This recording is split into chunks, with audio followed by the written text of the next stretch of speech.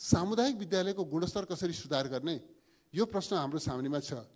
सामुदायिक विद्यालयको गुणस्तर सुधार गर्न सकिन्छ भन्ने केही नमुनाहरू हाम्रा सामनेमा छन्। म यहाँलाई बताउन चाहन्छु। झापाको दमकमा एउटा विद्यालय छ। त्यो विद्यालयमा विद्यार्थीहरू बोर्डिङ स्कुल छोडेर संस्थागत विद्यालयहरू छोडेर त्यहाँ भर्ना हुनको निम्ति लाइन लाग्छन्। सबै विद्यार्थीहरूले भर्ना पाउँदैनन्। मेरो निर्वाचन क्षेत्र बुटवलमा कालिका माध्यमिक विद्यालय छ।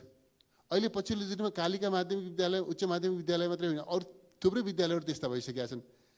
त्यो विद्यालयमा 8000 विद्यार्थी पढ्छन् अहिले, र करिब 8000 विद्यार्थी भर्ना हुनको निम्ति कोसिस गर्छन्। त्यसमध्ये करिब 1000ले भर्ना पाउँछन्, 7000ले भर्ना पाउँदैनन्।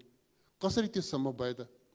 म एक दिन त्यो विद्यालयमा म आफू जनप्रतिनिधि भएर गएपछि त्यो चाहिँ जीर्ण अवस्थाको मक्किएको धुलो ढल्न आँटेको जीर्ण भवन, थोरै सङ्ख्याका केही चाहिँ 1-250 सङ्ख्याका विद्यार्थीहरू, अनि त्यसपछि चाहिँ चिन्तित अवस्थामा रहेका शिक्षकहरू, अभिभावकहरू, उहाँहरूको बिचमा मैले मिटिङ गरेँ। मैले भने यो विद्यालयमा विद्यार्थीहरूले चाहिँ लाम लागेर भर्ना हुन आउने परिस्थिति कसरी निर्माण गर्ने, यो विद्यालयमा गुणस्तरीय शिक्षाको कसरी सुनिश्चित गर्ने, बसेर छलफल गरौँ। जनप्रतिनिधिले के गर्ने, शिक्षकले के गर्ने, शिक्षिकाले के गर्ने, व्यवस्थापन समितिले के गर्ने, अभिभावकले के गर्ने, विद्यार्थी स्वयंले के गर्ने, त्यो एउटा एक्सन प्लान बनाऊ। हामी बसेर छलफल गऱ्यौँ, प्लान बनायौँ। अहिले तपाईँ त्यहाँ भव्य संरचना छ, आधुनिक ल्याब छ, एकदम क्वालिफाइड टिचरहरू छन्। त्यो लर्निङ टिचिङ प्रोसेस पनि एकदम मोडर्न खालको लर्निङ टिचिङ प्रोसेस छ।